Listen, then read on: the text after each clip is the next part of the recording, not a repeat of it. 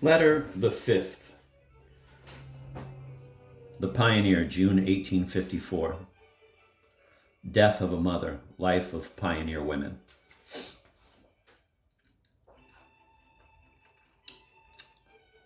This is actually written from Rich Bar, East Branch of the North Fork of Feather River, September 22nd, 1851. It seems indeed awful, dear M, to be compelled to announce to you the death of one of the 4 women forming the female population of this bar. I have just returned from the funeral of poor Mrs. B, who died of peritonitis, a common disease in this place, after an illness of 4 days only. Our hostess herself heard of her sickness but 2 days since.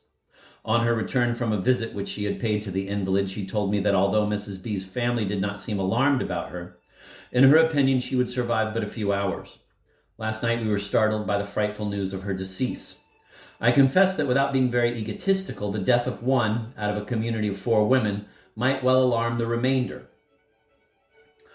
Her funeral took place at 10 this morning. The family reside in a log cabin at the head of the bar, and although it has no window, all the light admitted entering through an aperture where there will be a door when it becomes cold enough for such a luxury.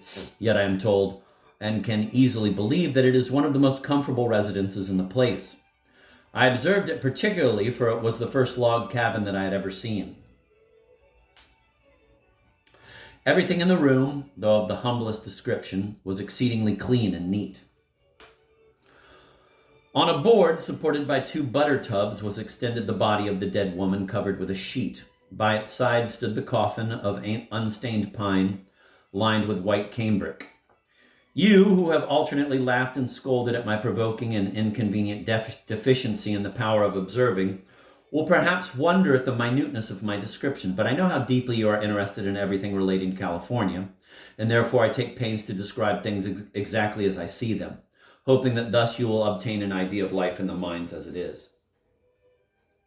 The bereaved husband held in his arms a sickly babe 10 months old, which was moaning piteously for its mother. The other child, a handsome, bold-looking little girl 6 years of age, was running gaily around the room, perfectly unconscious of her great bereavement.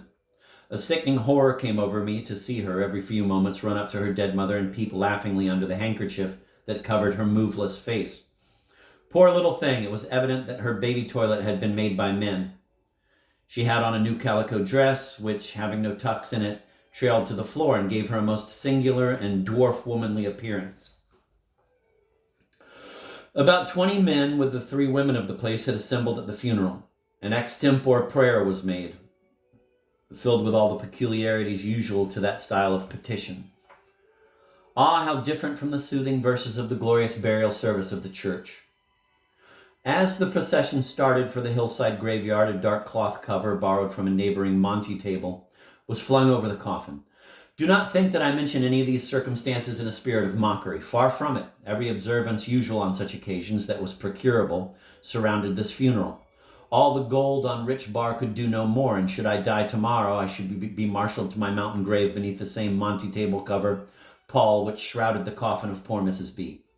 I almost forgot to tell you how painfully the feelings of the assembly were shocked by the sound of the nails, there being no screws at any of the shops, driven with a hammer into the coffin while closing it. It seemed as if it must disturb the pale sleeper within. Today I called at the residence of Mrs. R. It is a canvas house containing a suite of 3 apartments, as Dick Swiveller would say, which, considering that they were all on the ground floor, are kept surprisingly neat. There is a bar room blushing all over with red calico, a dining room, kitchen, and a small bed closet. The little 68-pounder woman is queen of the establishment. By the way, a man who walked home with us was enthusiastic in her praise. Magnificent woman that, sir, he said, addressing my husband. A wife of the right sort she is. Why, he added, absolutely rising into eloquence as he spoke, she earned her old 9 weeks, clear of all expenses, by washing. Such women ain't common, I tell you. If they were, a man might marry and make money by the operation, end of quote. I looked at this person with somewhat the same kind of inverted admiration wherewith Leigh Hunt was wont to gaze upon the friend of his, quote, who used to elevate the commonplace to a pitch of the sublime, end of quote. And he looked at me as if to say that, though by no means gloriously arrayed, I was a mere cumberer of the ground. Inasmuch as I toiled not, neither did I wash. Alas, I hung my diminished head, particularly when I remembered the $8 a dozen which I had been in the habit of paying for the washing of linen cambric pocket handkerchiefs while in San Francisco. But a lucky thought came into my mind. As all men cannot be Napoleon Bonaparte, so all women cannot be manglers. The majority of the sex must be satisfied with simply being mangled. Reassured by this idea, I determined to meekly and humbly pay the amount per dozen required to enable this really worthy and agreeable little woman, quote, to lay up her $100 a week clear of expenses, end of quote. But is it not wonderful what femininity is capable of? To look at the tiny hands of Mrs. R, you would not think it possible that they could wring out anything larger than a doll's nightcap. But as is often said, nothing is strange in California. I have known of sacrifices requiring, it would seem, superhuman efforts made by women in this country who, at home, were nurtured in the extreme of elegance and delicacy. Mr. B called on us today with little Mary. I tried to make her at least look sad as I talked about her mother. But although she had seen the grave closed over her coffin, for a friend of her father's had carried her in his arms to the burial, she seemed laughingly indifferent to her loss.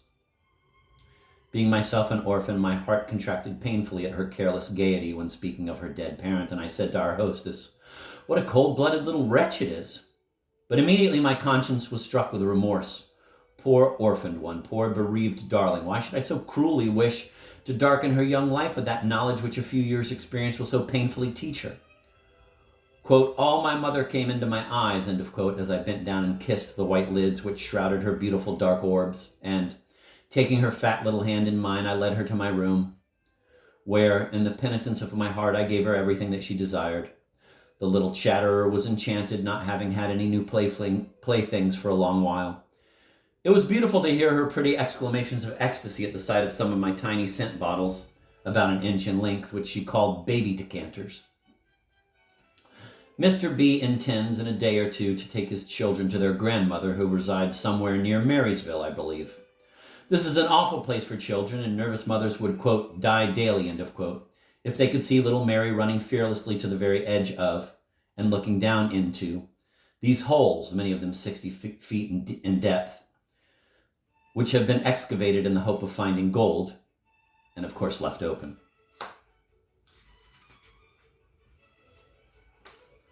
Letter the 6th. Use of profanity.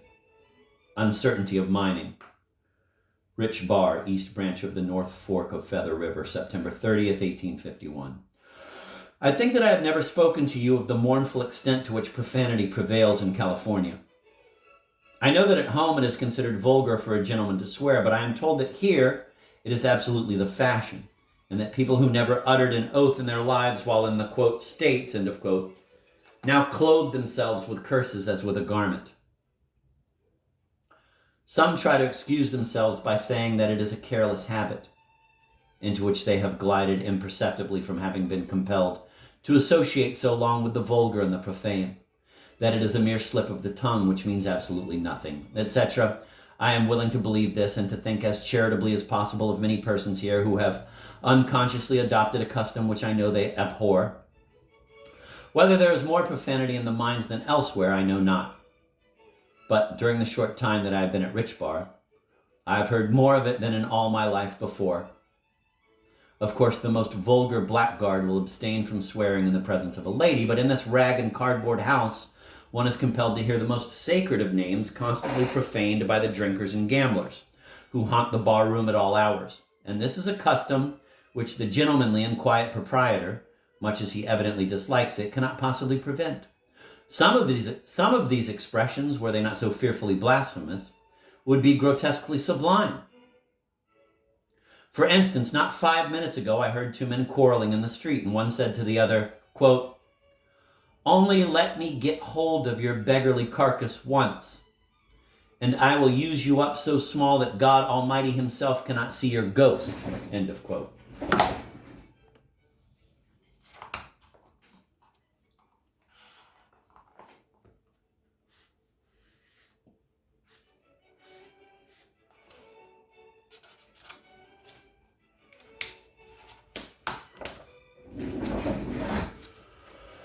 To live thus in constant danger of being hushed to one's rosy rest by a ghastly lullaby of oaths is revolting in the extreme. For that reason, and because it is infinitely more comfortable during the winter season than a plank house, F has concluded to build a log cabin where at least I shall not be obliged to hear the solemn names of the father and the dear master so mockingly profaned.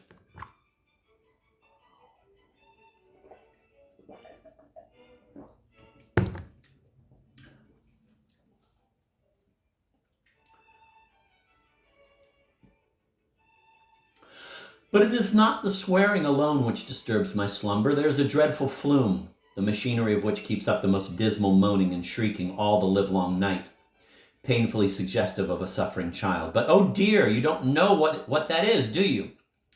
Now, if I were scientific, I should give you such a vivid description of it that you would see a pen and ink flume staring at you from this very letter. But alas, my own ideas on the subject are in a state of melancholy vagueness. I will do the best possible, however, in the way of explanation.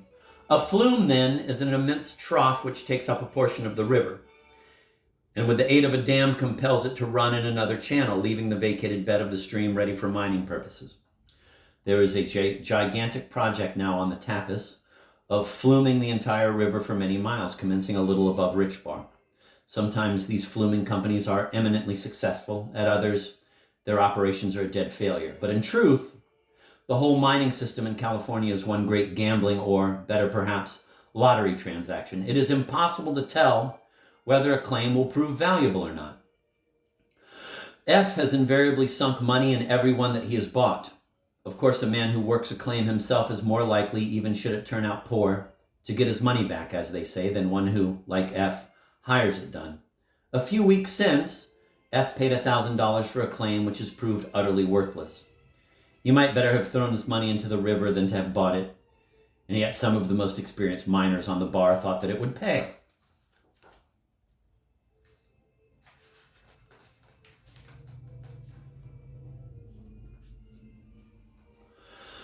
But I began to tell you about the different noises which disturb my peace of mind by day and my repose of body by night, and have gone instead into a financial disquisition upon mining prospects. Pray forgive me, even though I confess that I intend some day, when I feel statistically inclined, to bore you with some profound remarks upon the claiming, drifting, sluicing, ditching, fluming, and coyoting politics of the, quote, diggins, end of quote. But to return to my sleep murderers, the rolling on the bowling alley never leaves off for 10 consecutive minutes at any time during the entire 24 hours. It is a favorite amusement at the mines, and the only difference that Sunday makes is that then it never leaves off for 1 minute. Besides the flume and the bowling alley, there is an inconsiderate dog which will bark from starry eve till dewy morn. I fancy that he has a wager on the subject, as all the other puppies seem bitten by the betting mania. Apropos of dogs, I found near old Dake the noble Newfoundland which H gave us look as intensely black and as grandly aristocratical as ever. He is the only high-bred dog on the river. There is another animal by the plebeian name of John, what a name for a dog, really a handsome creature, which looks as if he might have a faint sprinkling of good blood in his veins. Indeed, I have thought it possible that his great-grandfather was a bulldog. But he always barks at me, which I consider as proof positive that he is nothing but a low-born mongrel. To be sure, any chivalry would have recognized the gentler sex, even if it was the first time that he had been blessed with the sight. In the first part of my letter, I alluded to the swearing propensities of the rich Barians. Those, of course, would shock you, but though you hate slang, I know that you could not help smiling at some of their bizarre cant phrases. For instance, if you tell a rich Barian anything which he doubts, instead of simply asking you if it is true, he will invariably cock his head interrogatively and almost pathetically address you with the solemn adjuration, quote, "Honest Indian?" end of quote. Whether this phrase is a slur or a compliment to the aborigines of this country, I do not know. Again, they will agree to a proposal with the appropriate words, quote, "Talk enough when horses fight," end of quote, which sentence they will sometimes slightly vary to, quote, "Talk enough between gentlemen," end of quote. If they wish to borrow anything of you, they will mildly inquire if you have it, quote, "about your clothes," end of quote. As an illustration, a man asked F the other day if he had a spare pickaxe about his clothes. And F himself gravely inquired of me this evening at the dinner table if I had a pickle about my clothes. If they ask a man an embarrassing question or in any way have placed him in an equivocal position, they will triumphantly declare that they have, quote, got the deadwood on him, end of quote. And they are everlastingly, quote, going nary cent, end of quote, on those of whose credit they are doubtful.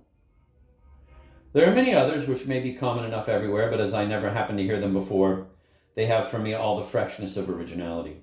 You know that it has always been one of my pet rages to trace cant phrases to their origin. But most of those in vogue here would, I verily believe, puzzle Horn Tuke himself.